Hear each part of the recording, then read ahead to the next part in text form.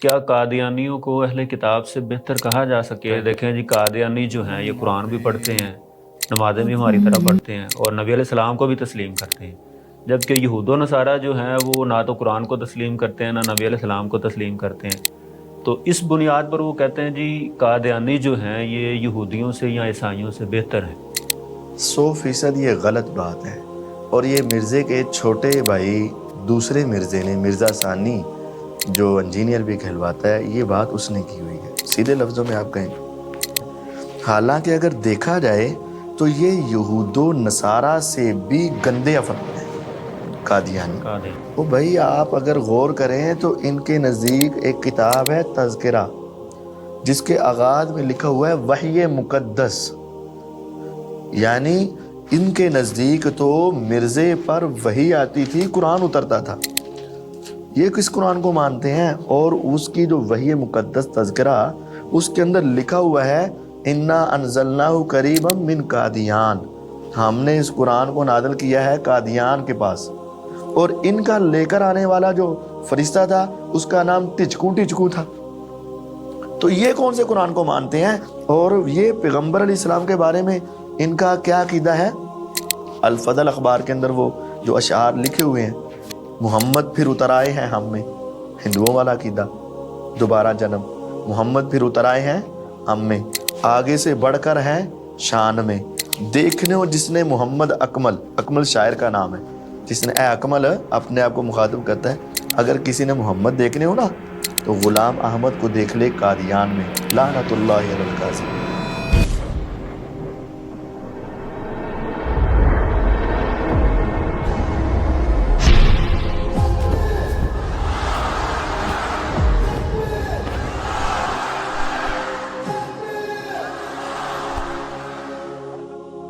اگلا سوال مفتی صاحب یہ ہے کہ کیا قادیانیوں کو اہل کتاب سے بہتر کہا جا سکتا ہے؟ کیونکہ یہ بات ہمارے اسکالر جو ہیں وہ یوٹیوب پر بیٹھ کے یہ بات کرتے ہیں کہ دیکھیں جی قادیانی جو ہیں یہ قرآن بھی پڑھتے ہیں، نمازیں بھی ہماری طرح پڑھتے ہیں، اور نبی علیہ السلام کو بھی تسلیم کرتے ہیں، جبکہ یہود و نصارہ جو ہیں وہ نہ تو قرآن کو تسلیم کرتے ہیں، نہ نبی علیہ السلام کو تسلیم کرتے ہیں۔ تو اس بنیاد پر وہ کہتے ہیں جی قادیانی جو ہیں یہ یہودیوں سے یا عیسائیوں سے بہتر ہیں، تو ان کو ان سے ہم بہتر کیٹیگری میں لا سکتے ہیں۔ تو کیا یہ بات درست ہے؟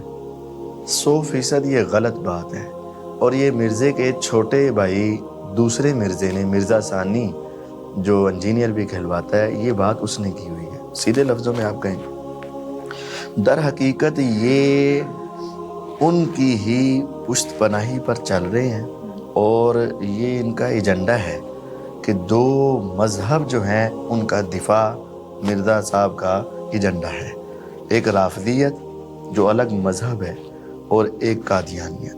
بلکہ ہمیشہ الحاد کو بھی شامل کر لیں اس وقت۔ الحاد ایک تیسری شکل بن گئی، ایک الگ سے مذہب کہہ سکتے ہیں، لیکن وہ اصل الحاد کا کوئی مذہب کوئی نہیں ہوتا، عقل پرستی ہوتی۔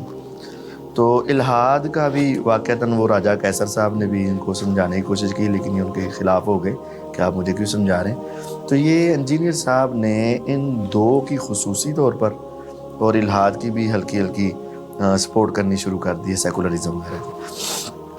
اصل یہ ان کی بہت بڑی گمراہی ہے۔ یہ پنجابی میں کہتے ہیں نا، جیسی کوکو ویسے بچے، یعنی جہو جی مرغی اوہو جے دے انڈے۔ تو مرزا صاحب کے چونکہ دو بڑے استاد جو ہیں وہ چونکہ قادیانیت کے حق میں ہیں، تو پھر جن سے اس نے سیکھنا ہے تو اس نے بھی اسی طرح کے جملے کہنے ہیں۔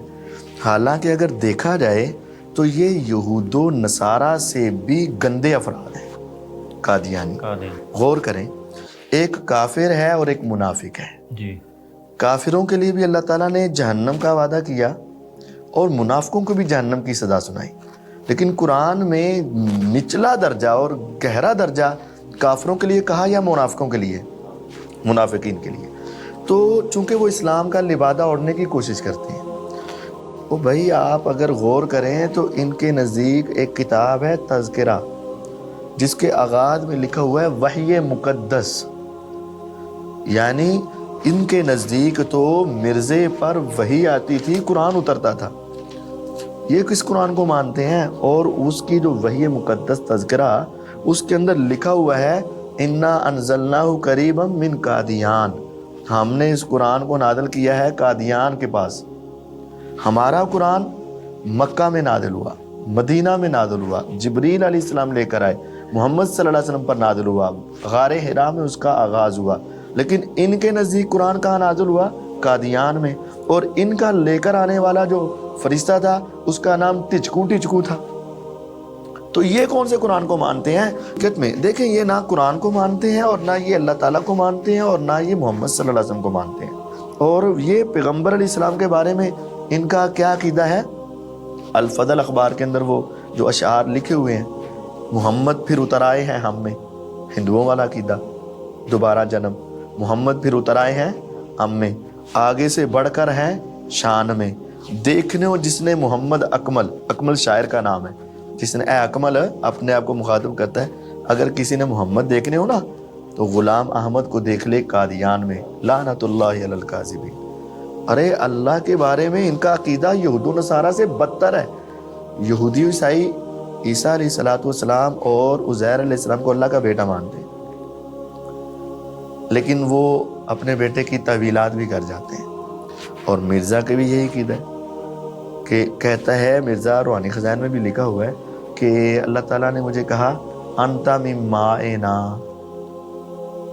تو ہمارے نطفے سے، نعوذ باللہ من ذالک، نعوذ باللہ من ذالک. کیا ان باتوں کے باوجود کہ جو اللہ تعالیٰ کے ساتھ ان کے یہ عقیدے ہوں اور نبی علیہ السلام کے بارے میں ان کا یہ عقیدہ ہو کہ وہ دوبارہ غلام احمد قادیانی کی شکل میں آ گئے، اور قرآن کے بارے میں ان کا یہ عقیدہ ہو کہ یہ قادیان میں نازل ہوا اور اپنے وحی کو بھی وہ قرآن ہی سمجھتا ہو، اس کے باوجود بھی یہ کہنا یہ یہود و نصارہ سے بہتر ہے، کیا یہ خود ایک جملہ کفریہ نہیں ہے؟